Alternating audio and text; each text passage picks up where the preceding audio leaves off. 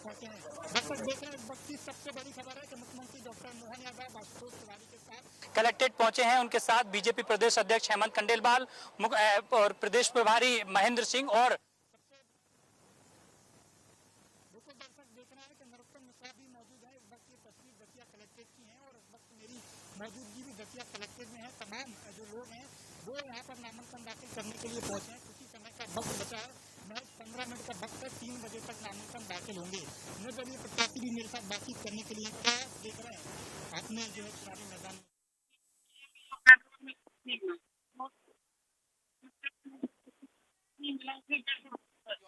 में चाशनी मिला रही, बोलो चाशनी मिला के पेट्रोल बेच रही। जो तो देखो तुम, मतलब इथेनॉल तो होगा पागल बनावे आम पब्लिक को। बाको असली अर्थ होता है चाशनी मिलाओ। अब चाशनी मिल रही तो गाड़ियों के खराब, मोटरसाइकिल के इंजन खराब होंगे कि नहीं होंगे बताओ आप। और आपका जो सिलेंडर आप देख रहे हैं कितना हो गया ये बताइए।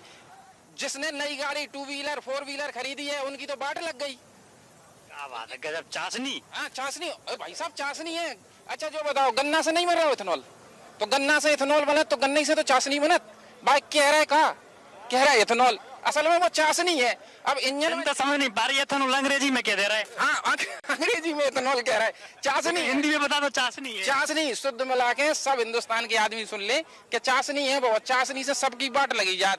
जो ने 4 व्हीलर करे एक तो चाशनी मुद्दा होगा, तुम और का मुद्दा है नहीं। सिलेंडर सिलेंडर 2 मुद्दा होगा। 2 मुद्दा हो गए, सिलेंडर हो गए। 5 मुद्दा गिनाओ पाए जरा। अच्छा 5 मुद्दे जिसपे मैं वोट मांगूंगा। जोन पे वोट मांगो तुम दतिया की जनता से। डीएपी, भाई गेहूं के दाम घटाते जा रहे हो आप, डीएपी के दाम बढ़ाते जा रहे हो। और सबसे बड़ी समस्या सब्सिडी भी तो दे रही डीएपी पे। डीएपी ठीक है साहब, सब्सिडी हम 200 दाएं दे, तुम 300 की कर दो डीएपी। क्या बात कही, गजब। अरे यार ये कोई बात हुई क्या? आदमी को लूटने को तरीका है। जाए कहते शुद्ध डकैती, पहले चोरी होती, अब जो डकैती है सरकार शुद्ध डकैती मार रही है। डीएपी यूरिया जो 150 रुपया की यूरिया में लगती है 600 रुपया की दे रहे। तुमको शर्म नहीं आ रही है? अरे किसान के पास अगर उत्पादन नहीं होगा, किसान के पास यदि उत्पादन नहीं होगा तो बाजार में क्या बेचेगा? जब बाजार में किसान के पास पैसा ही नहीं रहेगा तो बाजार की दुकानें चलेंगी कैसे श्रीमान जी? तो बिल्कुल देखिए, जनता के मुद्दा है दतिया के। भाई साहब कह रहे बेच रहे हैं डीएपी में, कह रहे हैं, तुम क्या मानो है? बिल्कुल सही बात है। एथेनॉल के नाम पर पूरे देश में बहुत बड़ी लूट हो रही है। भारतीय जनता पार्टी की सरकार में कई लोगों को मतलब 20 रुपए लीटर का चीज 100 रुपए लीटर में बेच रहे हैं। एक गन्ने के जूस की क्या है, उसको एथेनॉल के माध्यम से बेच रहे हैं। ये वास्तव में इनकी बात सही है। पूरे देश में महंगाई, बेरोजगारी और भ्रष्टाचार चरम पर है और विशेष रूप से दतिया में तो चुनाव थोपा गया है। यहाँ की जनता ने 2023 में कांग्रेस पार्टी का जनादेश दिया था। कांग्रेस पार्टी से यहाँ विधायक थे, लेकिन भारतीय जनता पार्टी के सरकार ने जबरदस्ती ये जनता के ऊपर बोझ के रूप में चुनाव थोपा है। और निश्चित रूप से दतिया में पुनः से कांग्रेस पार्टी जीतेगी, क्योंकि दतिया की जनता को अच्छे से पता है कि जो पूर्व के हमारे भारतीय जनता पार्टी के पूर्व गृह मंत्री रहे, वो तो प्रशासन से 8 दिन में हिसाब करते थे, हर शनिवार के शनिवार। जो अभी हिसाब करते थे, उनका ये एक सिस्टम था प्रशासन से और उनसे सीधा सिस्टम। काम का हिसाब होता था क्या? काम का नहीं, कमीशन का हिसाब होता। कमीशन का हिसाब, भाई साहब कमीशन का पूरी बात नहीं हो पाई। कमीशन का हिसाब 8 दिन में करते हैं, लेकिन जो अब नए हमारे प्रत्याशी भारतीय जनता पार्टी के आए हैं, इनका डेमो हम लोगों ने इंदरगढ़ में देखा है। ये पर डे शाम टू शाम हिसाब करते हैं, ये इनका काम है। तो वो 7 दिन में करते थे जो रोज करते हैं। अब अपने कांग्रेस वाले कब करेंगे? नहीं, कांग्रेस वाले कभी नहीं करते। ये पूरी दतिया की जनता को अच्छे से पता है। कांग्रेस पार्टी के जो प्रत्याशी हैं उनके बारे में, उनकी ईमानदारी के बारे में आप कहीं भी जनता के बीच हिसाब तो करना ही पड़ेगा ना। नहीं, पैसे से मान लो तो जनता का हिसाब तो करना पड़ेगा, जनता के कामों का हिसाब करना पड़ेगा। नहीं, देखिए जनता का हिसाब और कमीशन का हिसाब में बहुत फर्क है। ये आप उससे नहीं जोड़ सकते हैं। कांग्रेस पार्टी के जो प्रत्याशी हैं, हमारी जो विचारधारा है, हमारे नेता श्री राहुल गांधी जी, जीतू पटवारी जी, आदरणीय दिग्विजय सिंह जी और यहाँ से हमारे कांग्रेस के अधिकृत प्रत्याशी घनश्याम सिंह जी हैं, उनके बारे में आप पता कर सकते हैं किस प्रकार से ईमानदारी का चरित्र उनका है। दूसरी तरफ भारतीय जनता पार्टी के जो प्रत्याशी हैं, उनके ईमानदारी के चरित्र के बारे में आप पूछ लीजिए, जनता बताएगी। और दतिया के लिए होते हैं वो नए हैं, दतिया के लिए जरूर वो नए हो सकते हैं, लेकिन अगर आपको पता करना है तो इंदरगढ़ के में उनने काम करने का उन्हें देखिए दतिया के साथ इंदरगढ़ में भी पता करेंगे क्या लग रहा है, माहौल क्या चल रहा है। आप तो अभी बराबर का है दोनों का। कौन कौन का बराबर? कांग्रेस का और बीजेपी का। और एक नई पार्टी भी तो आ गई। कौन सी? आजाद समाज पार्टी। वो गिन लो आज 5,000 के नीचे रह गए। जमानत तो दो की टक्कर है। जमानत जब्त हुई। ये कह रहे हिसाब किताब वाली बात समझ में नहीं आ पाई कि बे हफ्ता में करते जी रोज कर रहे हैं साहब, कैसे हुए साहब? कमीशन लेते हैं साहब जी। कैसे लेते कमीशन? जैसे ठेका दिलवाया उसका कमीशन, तहसीलदार का पोस्टिंग करवाई उसका कमीशन, थाने पे उनके आदमी बैठे रहते उसका कमीशन। कमीशन का खेल चलता था। क्या कह रहा भैया, क्या है तैयारी चुनाव की? तैयारी दोनों की बराबरी की है, बीजेपी और कांग्रेस की। वो नई पार्टी है, वो तो कुछ नहीं कर सकती है।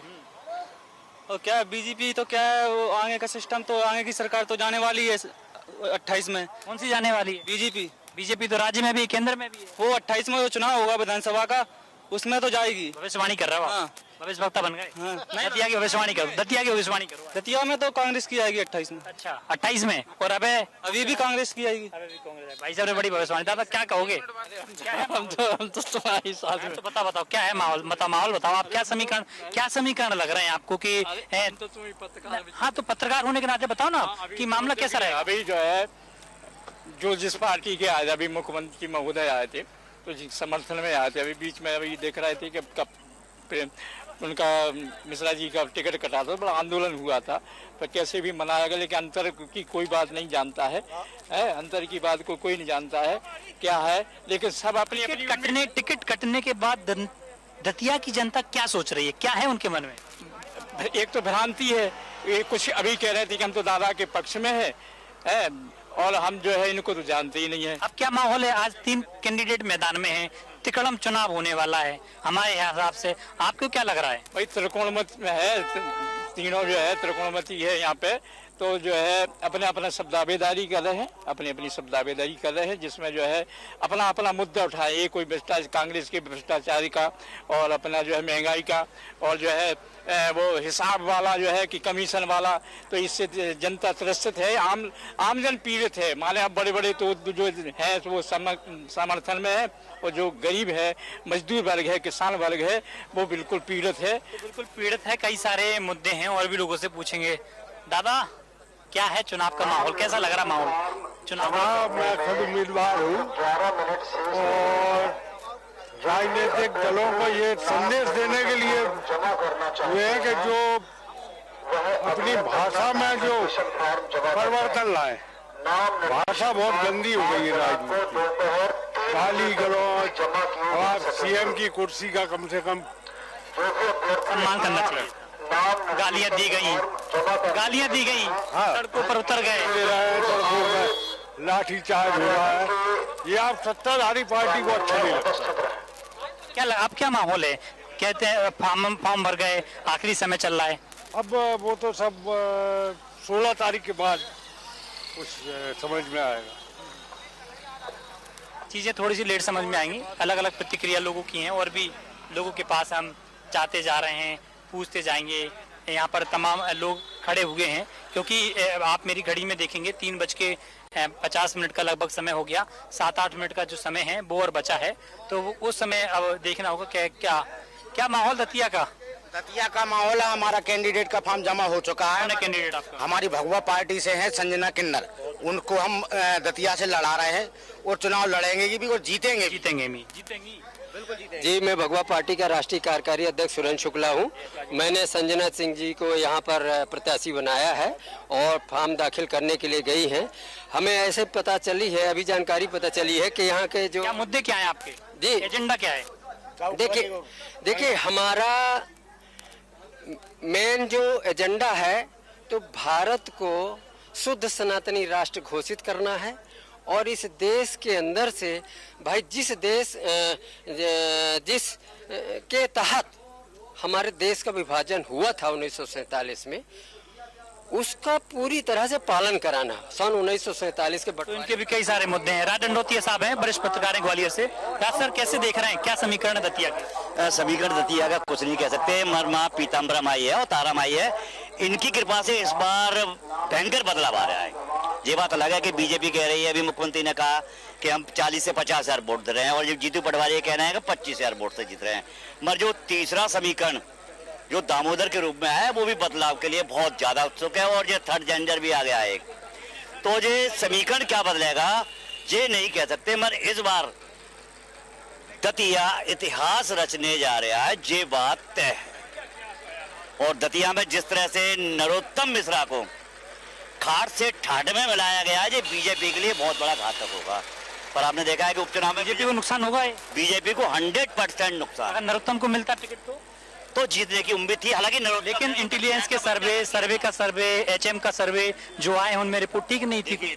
वो क्या पैनल में नाम भेजा, देखिए पैनल में नाम नरोत्तम का ही था, ठीक है, मगर क्या है कि उसका भी था। नरोत्तम ने जिस तरह से यहाँ पे दतिया में उत्पात बचाया है, जैसे कि आप यहाँ पे ये डालडा मिल है, वहां से डालडा मिल के अंदर फैक्ट्री में से रोड निकाल दी, यहाँ इनमें पार्टनरशिप है। तो जो आतंक था नरोत्तम का, वो आतंक ने नरोत्तम का पूरा सुपड़ा साफ किया। और इससे ज्यादा नरोत्तम के लिए घातक बने हैं आपके पड़ोकर महाराज और दाती महाराज नवग्रह मंदिर बागेश्वर छोड़ दिया। बागेश्वर, हाँ बागेश्वर भी हैं।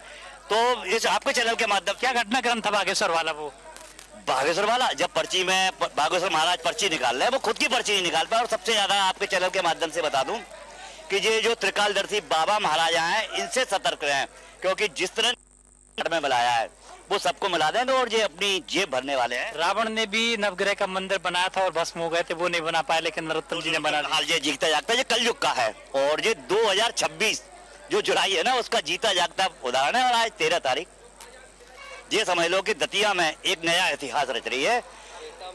क्योंकि क्या लग रहा है दतिया में?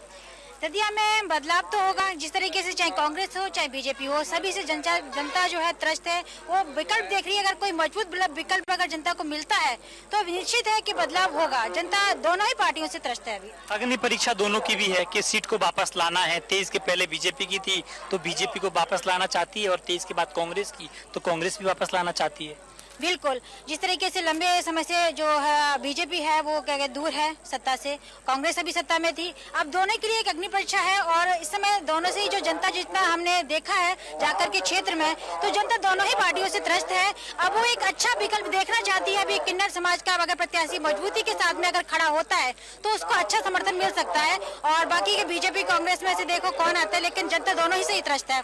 आप सबको सुन रहे हैं, सबको देख रहा है, क्या लग रहा है दतिया में? आप बताओ पहले क्या चल रहा है दतिया में? भारतीय जनता पार्टी प्रचंड बहुमत से जीतने की उम्मीद लग रही है। परसों प्रदर्शन में आप शामिल थे? परसों तो नहीं थे, लेकिन आज थे। भारतीय जनता पार्टी बहुत अच्छे मतों से चुनाव जीतने जा रही है। भारतीय जनता पार्टी आदरणीय नरेंद्र मोदी जी और प्रदेश में मोहन यादव जी का बहुत शानदार कार्यकाल है। उसके जनता पूरी तरह से आप रुझान देख रहे हो। पूरा सर क्या है माहौल चुनाव का? माहौल तो दतिया का बहुत सुंदर है। मैं भोपाल से हूँ, भूपेंद्र शर्मा, विकल पत्रकार हूँ। एक्चुअली यहाँ का माहौल गड़बड़ हुआ, और आपको पता है उपचुनाव में इतना कभी हुआ नहीं।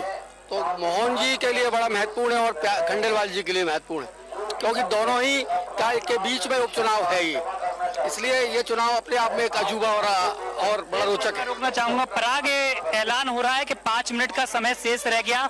3 बजे का जो समय था निर्वाचन आयोग की ओर से, क्या फॉर्म भरने का जो है आखिरी समय है, केवल 5 मिनट अभी जो टाइम हुआ है वो 2:55 हो गए हैं। 5 मिनट तक जो है फॉर्म नामांकन के और लिए जाएंगे।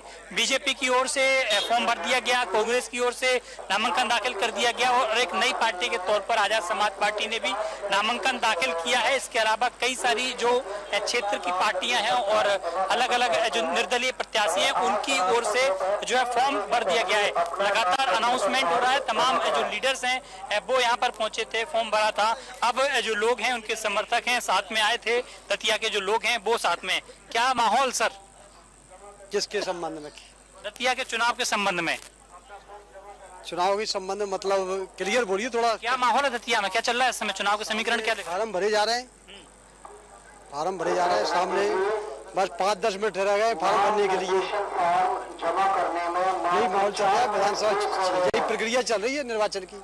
क्या रहेगा इस बार? टॉपिक क्या है, हॉट टॉपिक क्या मान रहे हैं? क्या है इस बार, क्या मुद्दे रहने वाले हैं? कहाँ पर? विधानसभा चुनाव में। विधानसभा का है, आप तो विधानसभा की बात कर रहे हैं, अपन लोकसभा तो नहीं है। मुद्दे तो केवल लोकल मुद्दे रहेंगे यहाँ पर।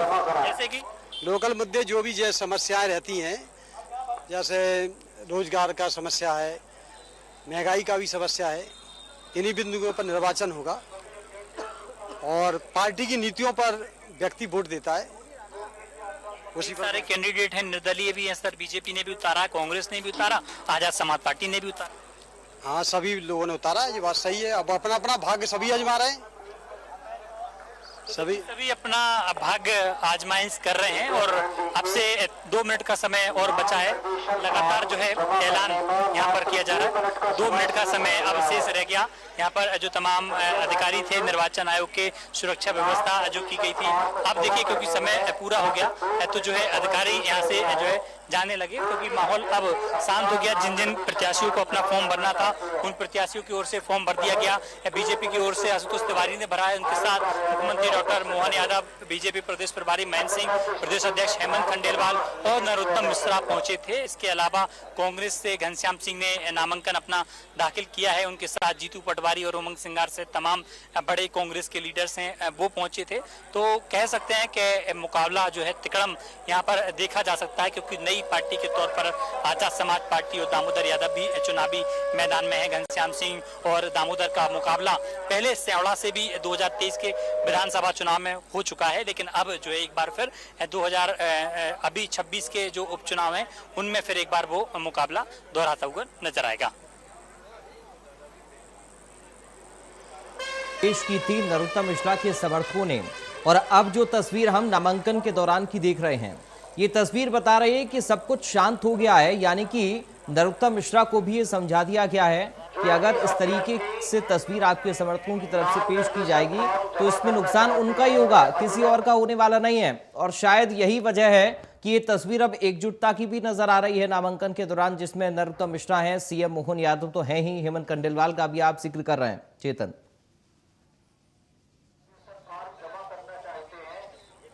बिल्कुल साफ तौर पर आप देखें कि जिस तरीके से 2 दिन पहले दतिया के जो घटनाक्रम को हम देख रहे थे और समझ रहे थे, उससे संकेत साफ थे कि नरोत्तम मिश्रा के जो सुर हैं वो पार्टी के खिलाफ हो गए हैं। यही कारण था कि उनके समर्थकों ने चक्का जाम किया और देश के प्रधानमंत्री मोदी हों, चाहे प्रदेश के मुख्यमंत्री डॉक्टर मोहन यादव हों, उनके लिए अपशब्द भाषा का प्रयोग किया गया था।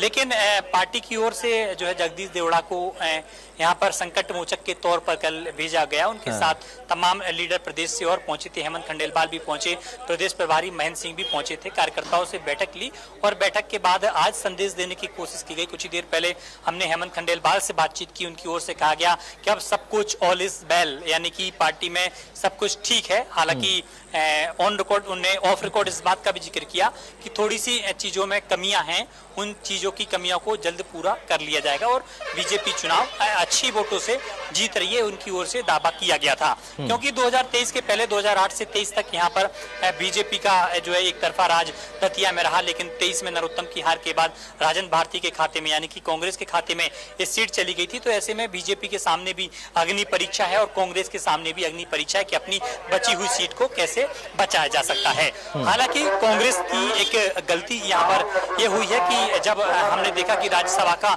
जो चुनाव हुआ था, राज्यसभा चुनाव के दौरान कांग्रेस ने विकल्प के तौर पर अपना एक कैंडिडेट नहीं उतारा था, केवल एक ही उम्मीदवार घोषित किया था और एक ही फॉर्म भरा था। लेकिन वही गलती कांग्रेस की ओर से फिर दोहराई गई। कांग्रेस की ओर से घनश्याम सिंह का केवल एक ही फॉर्म भरा गया है और दूसरा फॉर्म भरा था 3 बजे का समय। अब यहाँ कर जो कलेक्ट्रेट में मेरी मौजूदगी है, जो तमाम अधिकारी हैं अब वो एकजुट हो गए हैं, पुलिस के अधिकारी भी हैं, पूरी तरीके से इसको आने जाने की जो लोग अंदर जा रहे थे उनको अब जाना बंद कर दिया। तो साफ तौर पर देखना होगा क्या आखिरकार क्या समीकरण होते हैं। कुछ देर बाद प्रदेश के मुख्यमंत्री डॉक्टर मोहन यादव और बीजेपी के जो तमाम लीडर्स हैं वो पहुंचने वाले हैं और डबरा में एक जनसभा को संबोधित करेंगे। चेतन, लेकिन एक सवाल यहाँ पर बड़ा अहम है, नरोत्तम मिश्रा के समर्थकों की नाराजगी के बीच में क्या अब बीजेपी के नए कैंडिडेट की जो जीत है या फिर उनका जो चुनाव लड़ना है उसके सामने चुनौतियां बड़ी हैं?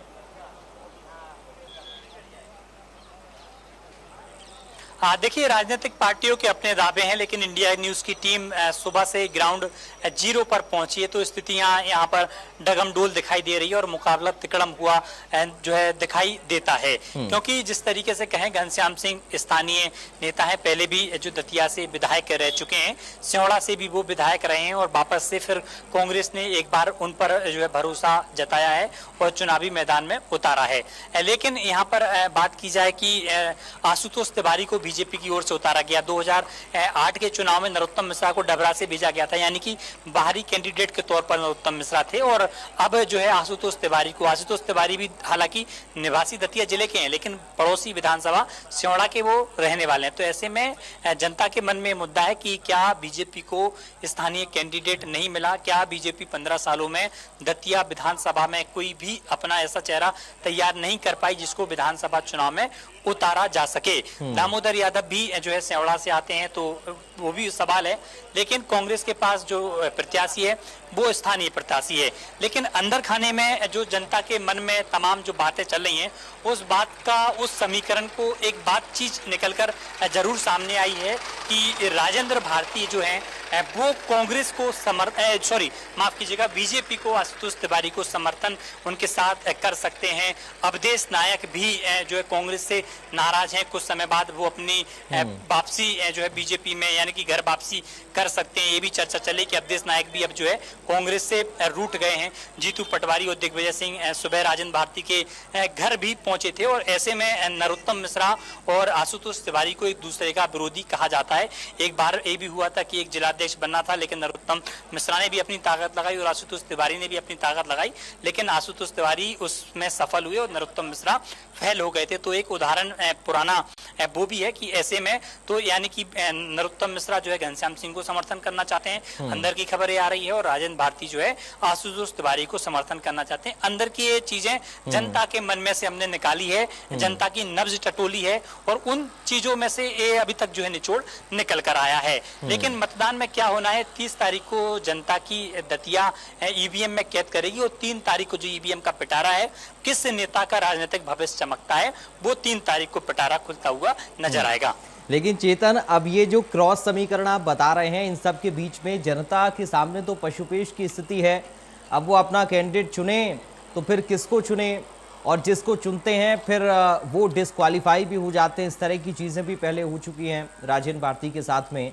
अब क्या पशुपेश में जनता है, जनता का मूड आखिर क्या कह रहा है? हालांकि आप वहां पर बहुत सारे लोगों से बातचीत भी कर रहे थे, जिनमें वरिष्ठ पत्रकार भी शामिल थे, जिन्होंने एक लंबा राजनीतिक जो करियर तमाम नेताओं को दतिया के अंदर देखा भी है।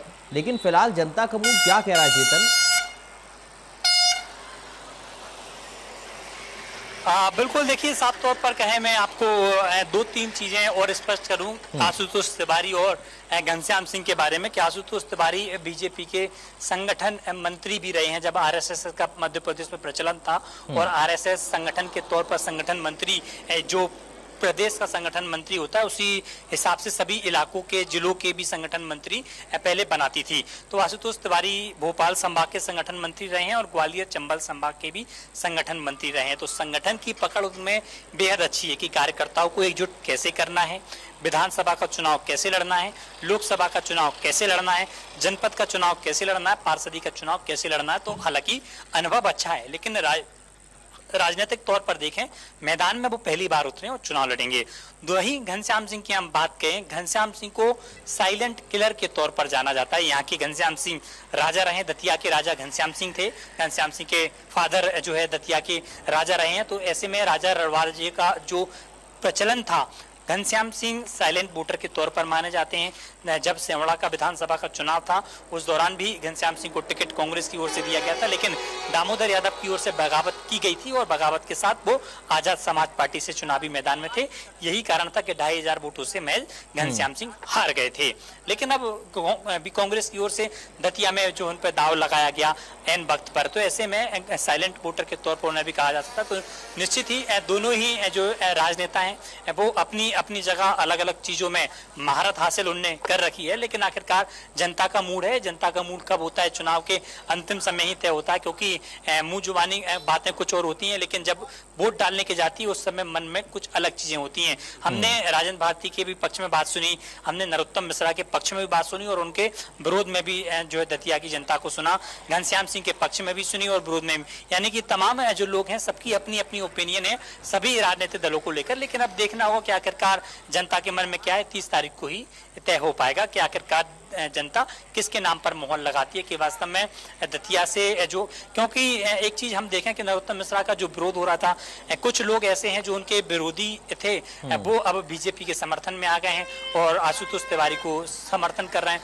और जो उनके समर्थक हैं वो उनके साथ में पहले से हैं, और जो बीच के लोग थे कि ना विरोधी थे ना समर्थक थे लेकिन चाहते नहीं थे कि लीडर यहाँ पर रहे, वो जो है कांग्रेस को भी समर्थन कर रहे हैं तो बीजेपी को भी समर्थन कर रहे हैं। हालांकि दोनों ही राजनीतिक दलों के जो प्रदेश का नेतृत्व है वो यहाँ पर पहुंचा है और लगातार मॉनिटरिंग कर रहा है, अलग अलग समाज में जाकर बैठकें कर रहा है, सभाओं को संबोधित कर रहा है, समाज के लोगों से मिल रहा है, बातचीत कर रहा है, और पूरे चुनाव प्रचार में किस तरीके से, क्योंकि समय बेहद कम है, 13 तारीख आज हो चुकी है और 30 तारीख को चुनाव होना है, तो 28 तारीख को शाम को 5 बजे जो है चुनाव प्रचार थम जाएगा, यानी कि 14 से 15 दिन का दोनों ही राजनीतिक दलों के लिए जो है अब जो है समय बचा हुआ है। आजाद समाज पार्टी भी के चंद्रशेखर आजाद भी यहाँ पर पहुंचे थे। चंद्रशेखर आजाद का ये बात बिल्कुल फैक्ट है कि जो दलित और पिछड़े जो युवा हैं उनमें पेड़ बहुत अच्छी है, और अच्छी पेड़ होने के कारण ही जो दामोदर को पहले के पुराने चुनाव में जो है 23 के चुनाव में 30,000 वोट मिले थे। देखना होगा कि आखिरकार मुकाबला कांग्रेस बीजेपी का ही रहेगा या यहाँ पर त्रिकोणीय मुकाबला देखने को मिलेगा। चेतन, आपको बहुत शुक्रिया तमाम जानकारी और इस पूरी बातचीत के लिए और वहां से लाइव रिपोर्टिंग करने के लिए। तो आप चेतन सेठ को सुन रहे थे, उन्होंने देखिए वहां पर मौजूद लोगों से भी बातचीत की जिनमें अलग अलग दलों के लोग मौजूद थे, उनके समर्थक मौजूद थे, कुछ वरिष्ठ पत्रकार भी मौजूद थे जिन्होंने इस पूरी राजनीति को दतिया की देखा है।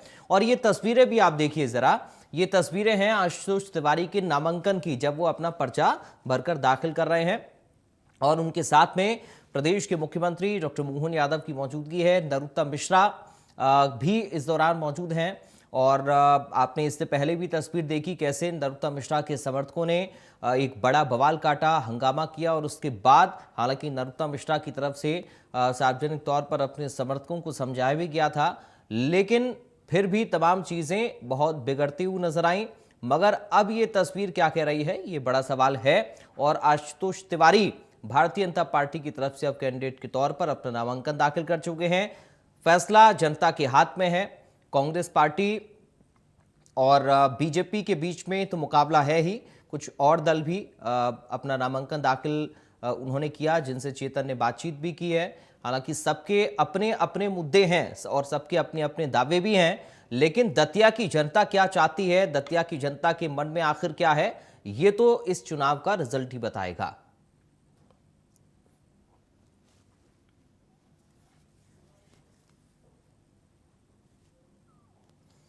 चलिए बढ़ते आगे।